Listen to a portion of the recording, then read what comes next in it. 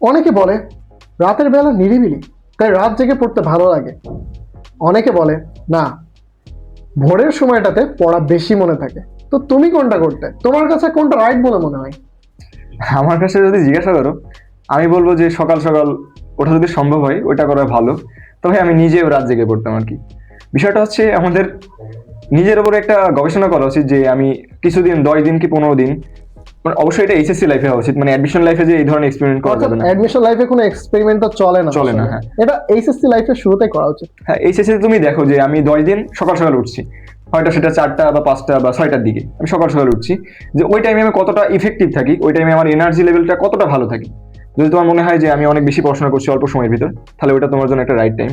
তো ওইভাবে তুমি পড়াশোনা করো, ওইটা কন্টিনিউ করো। কে রাত্রে পড়ছে, কে 3টা 4টা পড়ছে, এটার দিকে তোমার তো নজর দেওয়ার দরকার নেই।